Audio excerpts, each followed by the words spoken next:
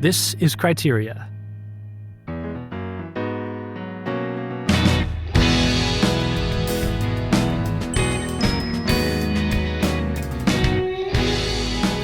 Well, this is exciting, Thomas. It's just you and I. Yeah, it's our first no guests episode since, I suppose, our first two. Because we've had guests I think for the past three. The last episode we did, just the two of us, was 2001: A Space Odyssey. Yep. And we've had a string of very exciting episodes featuring very distinguished guests. Yep. But now it's just the two of us, which is a different dynamic. In some ways, maybe it allows for more... I don't know if it allows for more in-depth discussion or not, but there's less juggling to do anyway between people. Sure. I don't have to please anybody. Right. Yeah, that's true. That's true. When you're hosting a guest, there's a bit of pressure to make sure that you're delivering something. Right. Yeah. And now it is a dark and stormy night here in New York City. Yep. Well, the storm has mostly passed by now, thanks be to God. I didn't want to have to edit out thunder claps in the Right. episode.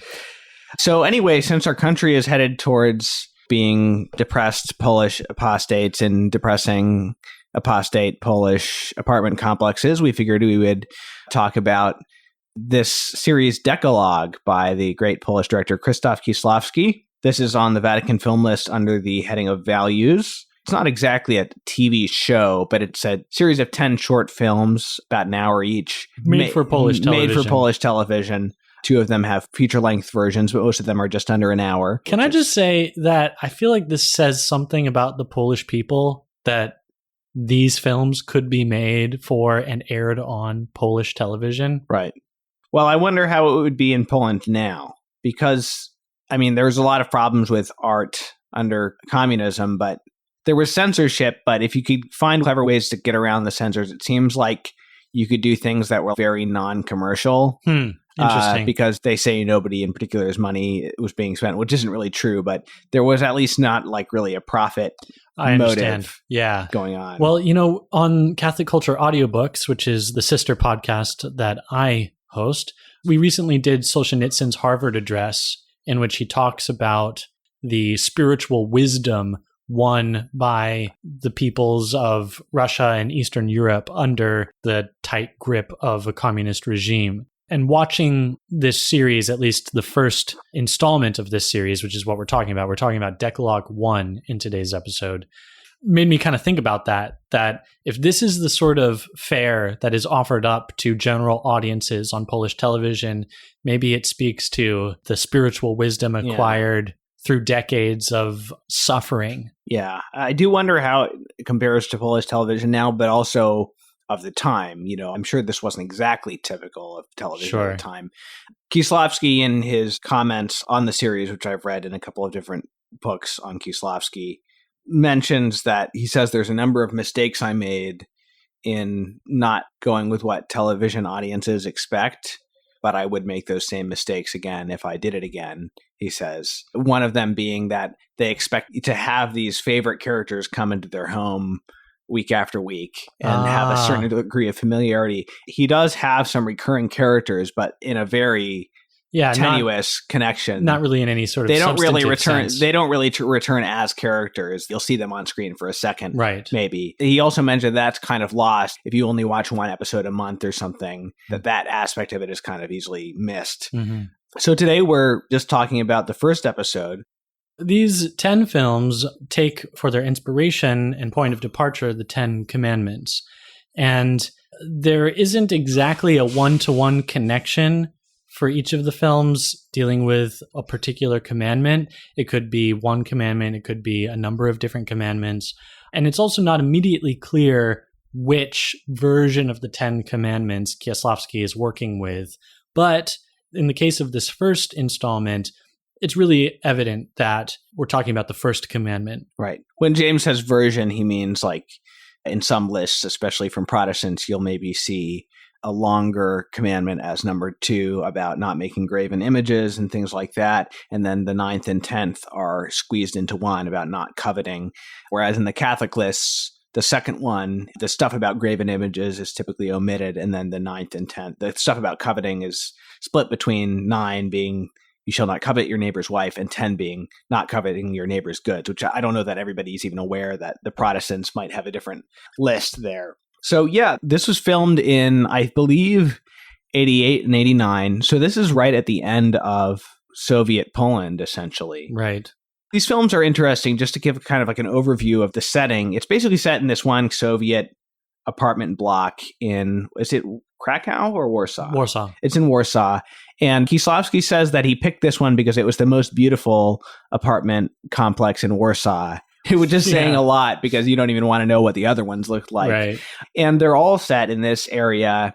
And part of the reason for that is because he was thinking about how ordinary people have very psychologically and morally dramatic events happen in their lives, but they don't necessarily want to open up to others about it. You never know what's going on in most people's interiors. Initially, he had the idea of getting a stadium full of 100,000 people and having a shot where it just zooms in on one of their faces every episode and shows you their story. Sure. So instead of doing that, what they did is they took this apartment complex and kind of had the idea that, I don't think they actually do this visually in every episode, but if you zoomed in on any one of those windows in this totally uniform, bland looking apartment complex, you would have a unique person with their own unique story inside. Yeah, that impulse makes total sense to me, given that this was a film produced under Soviet regime in Poland and socialist Poland. Apartment buildings are kind of, I think, iconic symbols of socialist communist regimes. The architecture is so specific to communism. First off, just an apartment building itself is already kind of a dehumanizing element. It's kind of an unfortunate way for humans to live.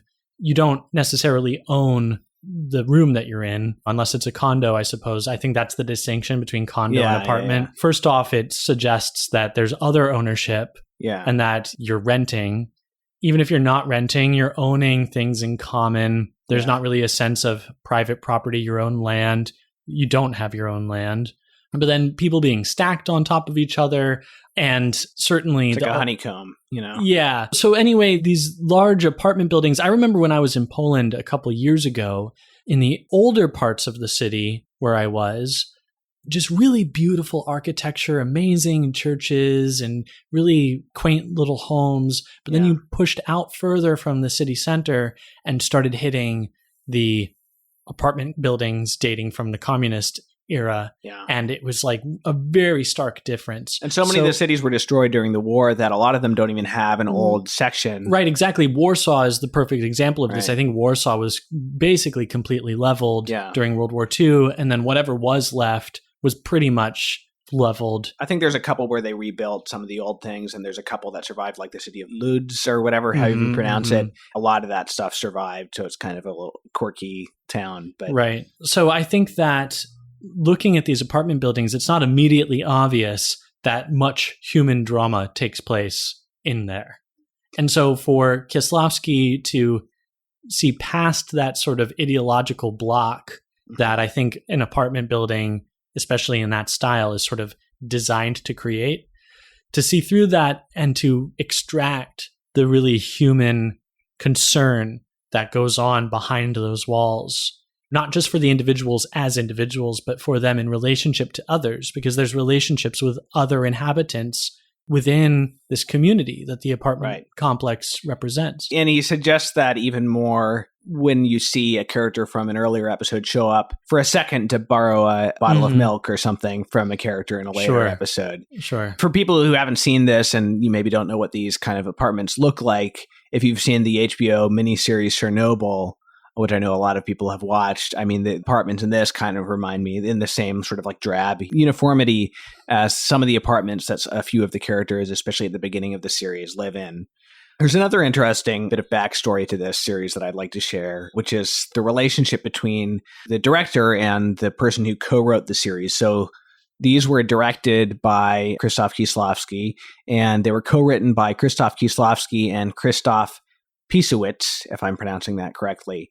Piesowicz co-wrote all of Kieślowski's best-known films, the Three Colors trilogy, The Double Life of Veronique, and the film before this, before Dekalog, I think it's called No End, if I'm not mistaken, was the first project they did together. And the way that they met was very interesting. So Kieślowski was a documentarian starting out for a number of years. And in 1981, Poland went under martial law. And at this time, there were people putting anti-communist graffiti up and all these different little gestures. And a lot of people were being tried for sedition and things like that. So Kieślowski, as a documentarian, wanted to go into the courts and film some of these trials. So he somehow got permission to do this. And he was filming some of these things. And at first, a lot of the defense people and the people who were being tried didn't want anything to do with him because they assumed, understandably, that he was just like kind of part of the state apparatus, essentially. But pretty quickly, they figured out that whenever he was in a courtroom filming, the judge would either not give a sentence or would give a sentence and then suspend it or give a lesser sentence, because none of the judges wanted their faces caught on camera when giving a sentence for posterity. I suppose, especially in an unstable situation where you don't know what regimes is going to be in power next. Right. So pretty soon, all these lawyers started talking to him and wanting him in the courtroom. So he had to get a second cameraman to go into other courtrooms while he was in one. And one of the lawyers who caught on to this very quickly was the guy who became the co-writer, Krzysztof Piesowicz. So Piesowicz was a lawyer for the Solidarity movement, which eventually, especially with the support of Pope St. John Paul II, brought down the communist regime in Poland. And he later became a senator. I think he retired in 2011. He's still alive. So basically, a couple of years later, Kieślowski was making this film that involved a lot of legal stuff. So he asked Piesowicz to be a co-writer with him. And then a few years later, during the time when Piesowicz was actually a lawyer who was prosecuting some of the state, I forget who they were, but state employees, maybe security people, who had beaten Father Blessed Jerzy Popieluszko. I'm not sure how to pronounce his name, but he's a blessed. He was a priest involved with Solidarity who was beaten to death. Krzysztof Piesowicz was actually one of the lawyers who was trying these men. Wow. And I think did so successfully. Wow. And they ran into each other on the street, and Piesowicz said to Kieślowski, hey, you should think about making a movie about the Ten Commandments. And this is very typical of their relationship, apparently, because Kieślowski said, Piesowicz really didn't know how to write, but he was the big idea guy for their films. So it's just a kind of an interesting background and a piece of Polish Catholic history at the time. Right. Kieślowski was not a religious man, but Piesowicz is Catholic. And Poland is very much a Catholic country. Right. So whether you're religious or not, if you're Polish, you're steeped in a Catholic cultural sense, sure, a Catholic history, a Catholic morality. And so I think that's probably why a filmmaker like Kieślowski could still find so much to interest him and excite him about working with the Ten Commandments as this moral coda that so much informed life in Poland. But there's an interesting quote, Thomas, that you were mentioning to me, that Kieślowski said that the films should be influenced by the commandments to the degree to which the commandments influence our daily lives. Right. Which I think that some might say, could be none at all. But obviously that's not the case with these films. Right. And so I think it's obviously not the case, at least in Kieślowski's mind, that the commandments don't influence the daily lives of people in Poland. Yeah, because he talks about, if I remember correctly, he writes a bit about how people know right from wrong a lot of the time, or at least they have a sense of moral dilemma that evidences these moral precepts in the first place, even if they're unsure about how to apply them. Sure. So this is very interesting how he does that. And they started out by reading tons of commentary, religious scholarship and commentaries on the commandments, Jewish and Christian sources. And finally, they just put that aside and decided, this is for a priest to do. We don't want to be delivering a sermon here. So what they're doing is something a little bit less direct. So depending on the episode, you may or may not see a really obvious, clear connection between the episode and a given commandment. This first episode, which we should probably start discussing now, is a pretty good start to the series because it's probably one of the less cryptic episodes, and certainly the connection with the first commandment, I'm the Lord thy God, thou shalt not have any gods before me, is very clear. Yeah, so I think that the connection for me with the first commandment is obviously sort of located in this computer that the father has this sort of strange relationship with. The episode follows a father and his son, and the mother's out of the picture. It's obvious that the parents have separated and that she lives somewhere abroad. At least it's a 7-hour time difference between them and her. So I think the suggestion is that she probably lives in the United States. Yeah. So the father and the son both have computers, and the relationship to these computers is a little odd. In the kid, there's this fascination, obviously, with what the computer can help him to accomplish in terms of figuring out mathematical formulas and different problems. But with the father, there seems to be a little bit more of an infatuation.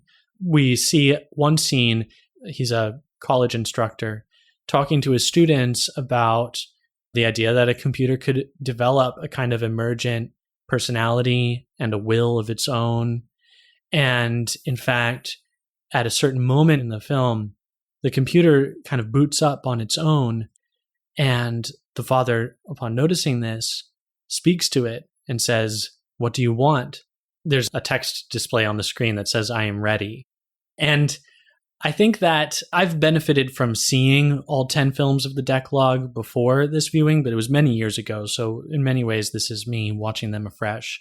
But one thing I do remember is that this sort of sci-fi motif that we would expect from a film like 2001: Space Odyssey of AI gone evil, right, was very discordant with what I saw in the other episodes. There wasn't anything quite like that, which is a very human drama, very real life. Yeah. And so I felt on my first viewing all those years ago, kind of perplexed, like, wow, that was weird that Kieślowski took it in that direction. But now, having watched it this time around and reflecting on it, I think it's almost a total red herring. There's nothing going on there. It's obvious that the computer is just bugging, and that we don't know why it turns on. Right, but we don't need to resort to emergent intelligence and some sort of sinister design. It just design. functions on a symbolic level, basically. Well, I think that what's interesting is that the father, for all of his rationalism and his materialism and his sort of supposed scientific way of living, he ironically ends up in a kind of superstitious orientation to the world, and particularly to this computer. And I think that that's the effect that idols have on us. Before we started recording, I pulled up Psalm 115, which is on the impotence of idols and the greatness of God. And in Psalm 115:5, it says, "They have mouths, but do not speak." This is talking about idols. "Eyes, but do not see. They have ears, but do not hear." And a little later it says, "Those who make them are like them, so are all who trust in them." Yeah. And I thought about that because with the screen and the text saying, "I am ready," what does ready suggest? It suggests presence. It suggests alertness, responsiveness. It suggests that it's listening. Yeah. It's soliciting a response from the father, and it draws him in. It sort of seduces him. The funny thing is he probably programmed it to say, "I am ready." Right. He doesn't know why it's turning on a couple times, seemingly of its own accord. But if you think about it, it's dealt with very delicately in the film because there's no indication that "I am ready" is actually out of the ordinary. It's very evocative when we see it, and it's probably evocative to him, but there's no indication that that's not just what it says every single time it boots up. That's right. And by all likelihood, that's right. the case. Yeah, that's even more the case now, right? I mean, this is being made in the late 80s, but nowadays watching it, and thinking about how we're programming our smartphones to interact with us and to respond to us. Right. This "I am ready" is kind of emblematic of this position that we want to put technology in our life as this sort of personal assistant, but also going way beyond just helping us solve math problems, but even telling us the purpose of life, the meaning of life, or giving us intimacy or whatever.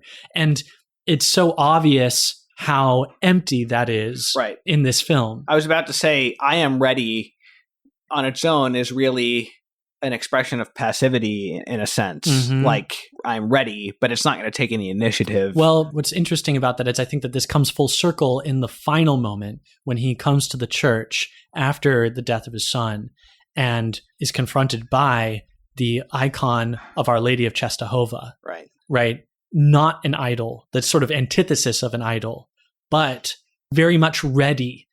It's not clear that God has taken the initiative in any way that's going to infringe upon the Father's freedom, but God is certainly ready when the Father comes back to the church. Sure. And there is a responsiveness with the candle falling over in the wax. Right. There's a responsiveness that's illustrated with that gesture, but is also very real in what's going on in his heart. You have to read it on a poetic level rather than literally, because it's the computer saying it, but it's also God saying it in a way. It functions in these different ways, I guess what I'm saying is that when the computer says it, it's so obviously impotent and empty. Right. But when the Father really needs to turn to someone, not to his idol, but to the Blessed Mother, there is a response. I guess what I'm curious about is the second time the computer says, I am ready, and then immediately goes to the church, is that spurred by the computers? Does that trigger? That's my question, is for him, does it actually function the second time as a reminder of God rather than he's reading it as the computer? Right. Yeah. I think when I watched the film for the first time, when I was like 16 or 17, I actually walked away thinking that the computer had sinisterly devised the death of the boy and that the Father was fleeing from the computer. It's funny, that I am ready functions on so many levels. It does have a kind of a sinister aspect if you've watched movies about AIs and robots and stuff. Right. And I'm sure that Kieślowski is very aware of this. Right. Well, I think that the film is concerned about the problems that increasingly powerful technology pose to us as humans. I don't think he's interested in the sort of pseudo philosophical problems of, can computers develop intelligence? I think what he's interested in is the human ramifications on us and how we project into the technology that we use and the relationships that we develop with the technology that we use and how it dehumanizes or gets in the way of authentically human orientation to the cosmos. Another interesting thing about this, since we're talking about the computer and the Father's rationalist tendencies, it's interesting just to set it up, I suppose. Basically, what happens is that the son wants to skate on this frozen pond. They've been waiting until the ice is sufficiently frozen for it to be safe. And the father does these calculations on the computer, and yet the ice still breaks, and the son, along with a couple of other children, drowns. This obviously functions as a comment on the father to some extent. When the aunt is talking to the son, Pavel, she's religious. They were both raised Catholic, but she's the only one who's kept the faith. And she says of her brother that when he was young, he discovered that things could be measured and counted, and he decided that everything could be. But what's interesting is it's very easy to read this as like, oh, he was so arrogant and he thought the computer could account for everything. But after he does the computer calculations twice, then he goes out and tests the pond, at his own risk with his feet, with a cane.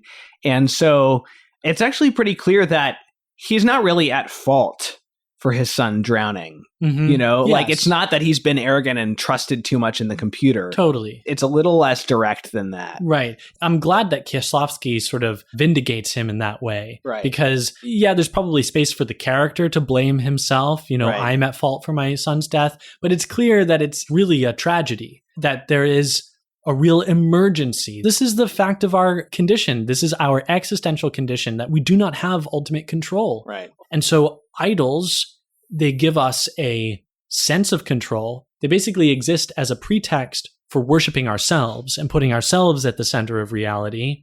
But of course, we're not God. So he is at fault, and it is his arrogance, but not in specifically the calculations. He made an honest mistake, or any number of mistakes could have occurred along the way. Like the kid could have jotted down the wrong numbers when he called the Meteorological Institute, or the Meteorological Institute could have, made a mistake. Or at the end of the day, no matter how tight your scientific method is, you could still not account for something. Yeah. But the arrogance that he is at fault for is his complacency about the supremacy of God. This tragedy basically confounds the facade of control, the cosmic structure that he's built out for himself. And I think that it's really sort of eloquently suggested when he is standing by the side of the pond with the rest of the apartment complex, basically. The whole community is out there standing beside the pond, watching the firefighters and the scuba divers fetching the children out of the pond. And there is this real sense, I think Kieślowski captures it, of how much everybody's invested in this, how everybody's concerned, even the people without children, but certainly everybody who has children, because my child might be under there. So I think there's an articulation of how we are all in the same boat, that we are all passable. And actually, there's an interesting, I think, illustration of the different kind of responses that we can have when we are brought to that sort of precipice. Because there's another couple of parents whose child does show up and they basically freak out. You know, they're just like, oh, where were you? We were so worried about you. And then they go running back into the apartment complex. They don't stay out there for solidarity with the other grieving parents and the other concerned members of the community. They grab up their child and they go sprinting back, basically like they're terrified, like they're running from something. The father goes chasing after them because he wants to ask. Felt like a very American moment for some reason. I don't know why. Well, because it's so like a suburban mom. Yeah, it's so sort of self-enclosed and shut off from any sort of neighborly concern, but it's also reasserting control. I mean, they're running away from the father, even as he asks them, please wait, I want to ask your son if he was with my son. But it's like they're running away from the boogeyman, you know? And I think it's actually representative of the response that a lot of us have when we're forced to face our existential condition of weakness and inferiority. And then if we find out we actually are okay, we like get away from thinking about it as soon as possible. Yeah, I mean, like we totally redouble our efforts to assert control and pretend like everything's okay. And so I think that's illustrated by this couple taking up their child and just running back to shelter down in their apartment. Yeah. But the father stays. And actually, earlier in the short, we see him go past the church that's under construction, and there's a group of people standing outside of the church. They're all standing together. They're all faced in the same orientation. We don't see what it is that they're facing, but we see the father sort of walking past them and certainly not stopping to look at whatever it is they're looking at. Ostensibly, they're probably praying in front of an icon. It might very well have been the icon of Our Lady of Czestochowa. Yeah, maybe it was being moved in or something. Yeah, but he's not looking at it. The camera's not looking at it. He's obviously not concerned. But then later in the film, he is standing with the congregation now. He is facing the same orientation that they are. And so I think we see his conversion unfolding. Yeah, he doesn't kneel when the first child is pulled out of the water. They all kneel down, and he's the only one who doesn't. Yes. But he's on his way there. It's clear that there's a drama going on. In fact, the drama, I think, going on in his heart begins well before this. I think it's also suggested to us when he goes to the English teacher's apartment, who I think it's pretty clear he's having an affair with.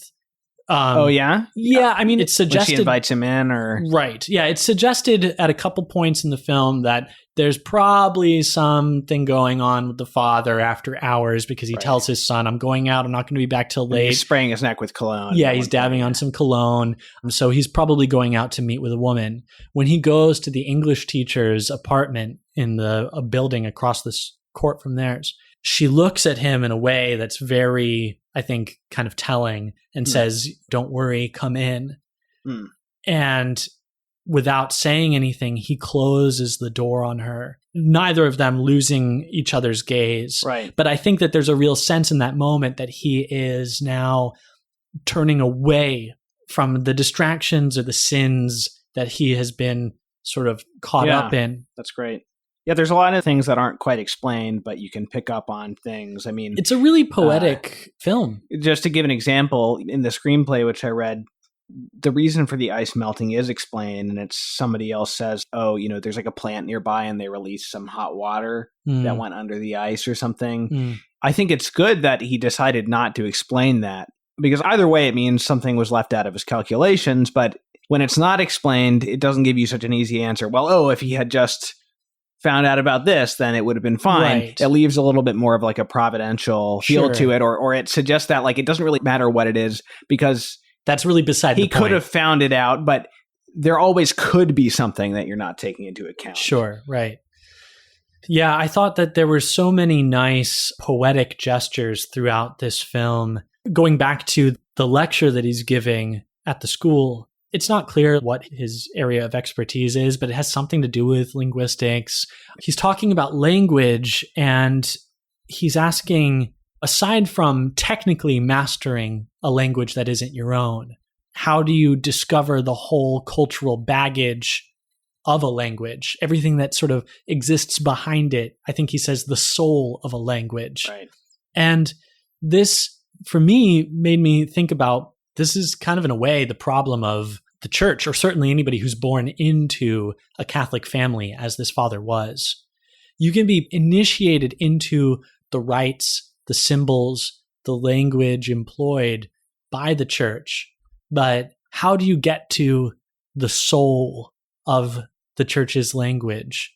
I think that that's the difference between the aunt and the father, that the aunt was able to reach that because she has this really beautiful moment with the son when the boy asks, "What is God?" And she just holds him and asks him, "What do you feel?" And he says, "I love you." And she said, "That's him." You know, she's using the language of the church. She could have just said, God is love. But she knows she's penetrated that language. And the father, it's clear that he hasn't quite, or that he's struggling with how to get there. When the kid asks him, "But souls, you didn't say anything about souls." And he says, yeah, well, souls, they don't exist. So Pavel has his first encounter with death, finding a dead dog outside, and he's very upset by it. And his father is giving him these very basic, cringy, science-y answers. Yeah, it's materialistic reductionism. Well, the heart stops and, the body breaks down, and what's left behind is like people's memories of you or whatever. And it's so obvious when we see the face of the child that this is not a satisfactory answer. Right.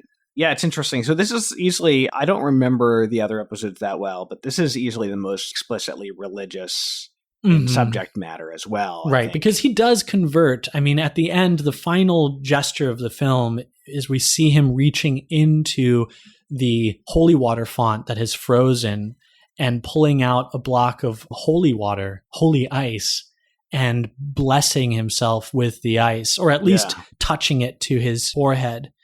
And so I think that that is meant to indicate to us that a conversion is happening. He's clearly angry. He topples the altar, but it's obvious too that God can take it, that the Blessed Mother can take this anger. It's very poetic. So he topples the altar. These candles on top of this big icon of Our Lady of Czestochowa fall over, and they drip down on her face. The wax is coming down like tears on her face. And then there's this mirroring where he's blessing himself with this frozen holy block of ice, I think, as Kieślowski describes it. And it's also functions dripping. It's functioning like tears and like holy water. And then there's also something, maybe we can talk about what it means that it's a block of ice. Well, it's so morbid when you think about how his son has basically died by ice, and the father is now maybe dying to himself by ice. I was thinking about the imagery, the symbolism of the child going under the water and then being brought back out, which is, of course, the imagery that the church employs in her symbols of baptism. That's great. Maybe the father learns the meaning of baptism seeing his son's frozen body pulled out of the lake. We die to ourselves under the water, and we rise with Christ. So, there's a lot. It's a really densely packed film, which I also appreciate because it's only 50 minutes long. And I think it just goes to show that a short film, just like a short play, doesn't for that reason mean that it's half a film or half a play. That you can still have a very full cinematic experience in this condensed format, but everything has to work. There's a real efficiency. There's an economy of imagery and of words that Kieślowski is able to convey so much in such a tightly packed package. So there's another thing, and I don't know if this is intentional, but so there's the dead dog earlier in the episode, and when he first comes to the side of the pond where everybody's watching to find out what happened, there's this sound of a dog like yipping pitifully. That's interesting. In the sound. Yeah. But you never see it. Right. But when the son finds the dog and is very upset about it, he says to the father that he was so pitiful, this dog. So there's almost like an inversion of that with the dog pitifully yapping as the children are pulled from the lake. Should we talk about the guy? The guy. At least introduce the guy. The mysterious guy. Oh, are you talking about in the bathroom? Oh, wait, no. No. Well, we should talk about that first because we just noticed, which is when the funny. father is in the bathroom washing the ink off of his hands that has spilled on his desk, you see for a split moment the top of the head of the cameraman or whoever's holding the boom mic or something. It's clear that they missed this in the edit, or if they didn't miss it, they were just like, whatever, leave it in. We don't have anything to cover it up. But it's funny. There's a mysterious head in the bathroom mirror that you can spy in the lower right corner of the screen. But there's also another mysterious guy. The film opens with a shot of the ice, and I think there's grass growing up through it, or at least alongside it. So that's kind of evocative in itself. But then it passes up from the ice to this young man who's sitting by a fire, and he shows up throughout the film. I think he shows up throughout all 10 films, if I'm not mistaken. He's in all but 2 episodes. Okay. And in this one, he doesn't say anything. He just sort of looks morosely. Yeah. It's kind of an intense gaze. And he looks directly at the camera. And this is sort of the opening image that we're presented with. Yeah. I don't know exactly what Kieślowski intends by that, but I know that the effect on me is that it immediately got me sort of going inwardly and thinking about myself. I hate the phrase, it implicates the audience. I don't know. Anybody? Is that a thing people say? It is a thing that people say. In your world? In my world, in the theatrical world, man, it's something that you hear often. I really felt like, this piece really implicated the audience. What I want to do is I want to implicate the audience. Well, I reject it. But it does make me sort of turn on myself and think about myself. I become aware of myself. I'm being looked at. I think that maybe that's the hermeneutic that Kieślowski wants us to bring into viewing these films. These are about human beings, so they're about us. So some people have said like, oh, maybe it's God or an angel or something. Kieślowski says, I don't know who he is, just a guy who comes and watches us, our lives. He is not very pleased with us. He also said that it was also a way of reminding viewers throughout this series that they were watching the same thing. Oh, cool. Yeah. Speaking of watching, there was another moment that I was kind of puzzled by where the son is watching the father from behind the projector in the college classroom.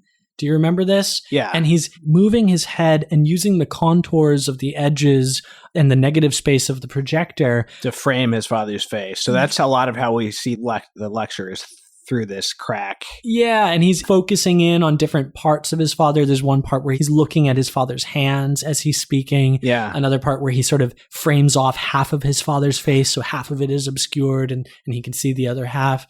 And I think that there's an obvious connection to Kieślowski as a filmmaker, looking at these characters and framing them. Filmmakers often like to have frames within frames, and, doorways or windows. But do you think that thematically there's anything more going on? I don't there? know. I mean, I guess you could say it's like analysis or something. Well, but like clearly the child is bored and trying to entertain himself. Yeah, but it's also clear that the child is interested in his father and is taking a lot of cues from his father, that the primary subject of the son's inquisitiveness is his father. This child is looking at the cosmos, he's looking at the world, and he's asking questions about it all, and he's immensely interested in it all. The first time we see the son, a pigeon has flown up to the apartment window and is looking through the window, and the son is looking back at the pigeon. And there's this delightful kind of mirroring that's going on as the pigeon is sort of cocking its head back and forth and looking around. The kid is looking at the pigeon and kind of cocking his head too to the side. And it suggests his curiosity, his receptivity to the world. He's seeing everything, the gaze of a child, right?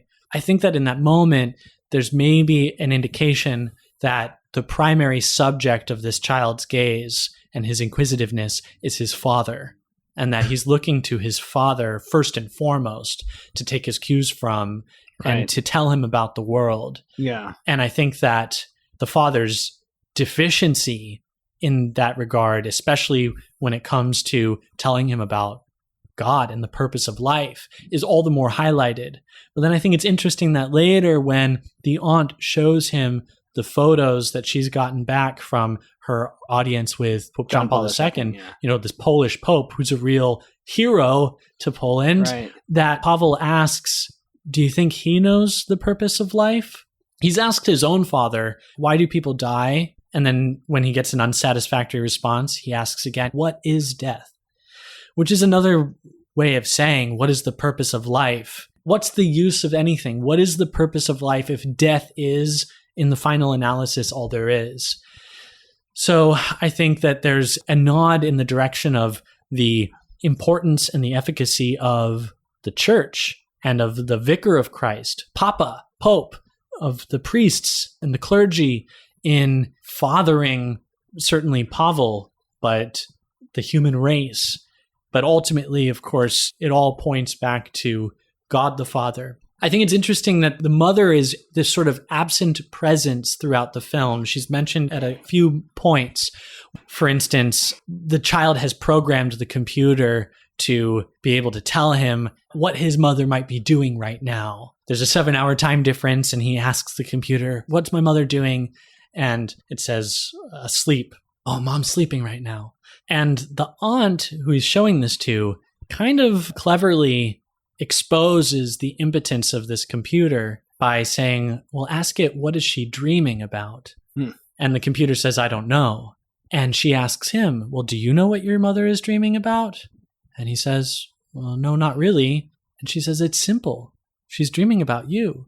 And this is true, probably. She's saying something true about his mother, whether or not she is, in fact, dreaming about him in that moment. Right. But it's all the more true about the Blessed Mother.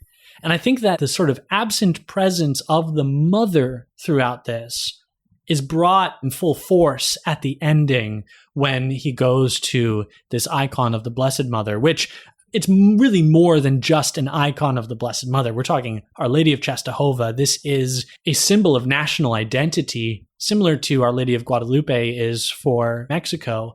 This image is bound up with so much for the Polish people. You talk about the soul of a language. Well, the soul of this icon is so much involved with the country of Poland. Do you think that we see the father more through the eyes of the son than vice versa in this film? I think so. The reason I say that is, for me, what sells their relationship and what sells the tragedy is more the son's devotion to his father than vice versa. It's not that the father doesn't love his son, but there's clearly so much more warmth and, I think that it's clear that the father does love the son. Yeah. I would account him a good father on pretty much every other score, other than the fact that he's going out at night to have these romantic... Right, and he's divorced or whatever. Yeah, and that he's not teaching him about God. But there is a closeness. They're exercising together. They're doing the chess match together. They each have their computer. And when the son comes to him saying, Dad, give me an idea. I need an idea. The father, without missing a beat, comes up with a math problem for him, instead of blowing him off or being frustrated. Right. In fact, even when he, I think, perceives that his answers are insufficient for the son, when the son's asking him about death, he kind of makes an apology by saying, it's early. What do you expect from me? So I think that there's still, even in that, there's kind of an awareness. He's aware that he's coming up a little short. Yeah. He doesn't offer resistance when Pavel expresses interest in beginning religious lessons. So I think that we really have every reason to believe that this father really does love his son and by all accounts is a good father. In fact, when he's out looking for his son, it made me think about the good shepherd who goes after the lost sheep. He's out there with the walkie-talkie saying, Pavel, this is your father. His concern is so evident. And it's not, I think, first and foremost, concern for himself, like a selfish concern, like I need my child. I think in the way that we see that other couple respond when they find their child, I think it's clear that this is really all about his son. So I think before the son's death, we are seeing the Father more through the eyes of the Son than vice versa. But I think afterward, it's clear that we are very much seeing now the Father's perspective and maybe him beginning to see things more with the eyes of his Son. The Father is almost entirely a kind of a comical character up until that point. I mean, not that he's made light of, but he's very wry and has these funny facial expressions and just a kind of a character up until that point. He doesn't really get super serious. I mean, he's kind of serious when they're talking about death, but it doesn't really hit home. But for all of that, he's very sympathetic. Yeah, sure. That line about, what do you want from me? It's too early. That resonated with the almost like, you're too young to be asking me these questions. Right. I think people probably think their kids don't need spiritual stuff until they become teenagers or something. Yeah, it's too early for you to be asking these questions. I didn't expect to have to deal with this for another few years. Right. But of course, by the time you get there, it's already too late. And the fact that the church is under construction also resonates with the little boy as well for me. Yeah, definitely. Kind of growing interested in matters of the spirit. Yeah. The music is very evocative and atmospheric. It's very understated, as I think much is in this film. I was thinking about how easy it would be for Kieślowski to manipulate us into an emotional response with this. Any story about children falling through broken ice in a frozen pond is like extremely melodramatic by nature. Right. And it would have been very easy for Kieślowski to leverage all of that and all of these different elements to really kind of beat us down. But he doesn't do that. We don't get any cathartic moment of a character just breaking down and losing it. The aunt doesn't do that. The father doesn't do that. We don't get this upswell of melodramatic music to sort of tear jerk us and get us crying. I watched this with my wife, and she's notoriously easy to incite to tears. And I was so surprised that she didn't cry at all. She's a new mother, and this is a film about the death of a child. She even turned to me afterwards and said, "Did you think that he looked like our son?" And I was like, no, but she really thought so. But she didn't cry. And I think that it speaks to the restraint that Kieślowski exercises in this film, the sort of understated quality to a lot of the ways that he's using these cinematic elements. But I think that it renders it all the more effective, that there's, I think, then a lot more clarity to my emotions. There's like a sharpness to them. They're not diluted by being kind of overwhelmed and played with. There's a sharpness and a clarity to the emotional response that I'm having at any given moment. And I think to the response of the characters as well, talking about understated moments and sort of restraint. I think that that's really the case when he's on the phone with the aunt and asking her if she's seen Pavel, and he's telling her that they said the ice broke, but before that he says the ink spilled, and she says, "What?" And he kind of blows up for a second about how it just broke and the ink got everywhere. And it's like the cracks are starting to show in him, that he's holding it together, and he holds it together. As we see when he's about to run up the stairs and he stops and realizes he's losing emotional control and stops and counts to 10. And then he takes the elevator, right? Yeah, so he's keeping it together. But this is such a human thing that if we're trying to keep things repressed on one level, they'll come out somewhere else. Right. And so when he talks about the ink, he can't help but have this little outburst, but it's still kind of contained. And so there's a pressure cooker quality to that whole sequence that really is released at the end with that final push of the altar. Final in the film, but certainly not final for the character. Maybe his final act of resistance, but also paradoxically a surrender, a letting go. Why is it a surrender? Because he's letting his emotions out, basically. Yes, exactly. Yeah, this was awesome. I loved this. I loved it when I watched it as a teenager 15 years ago, and I'm loving it all the more now. I'm happy I got to see this in theaters, the whole thing. Wow. At the IFC Theater down in Greenwich Village, New York City. So basically, they put out this newly restored version that Criterion published. It was released in theaters, and then Criterion put it out on Blu-ray and DVD. And so they played it in the theater 2 films at a time, and you could buy a pass to see all of them. So I did get to see all of them in theaters, which was a great introduction So yeah, we're going to go through these. I suspect we'll go through these one at a time. So we'll have more time to talk about, the visual style and the cinematography and all these things that maybe carry across the 10 parts, other aspects of how they produced it.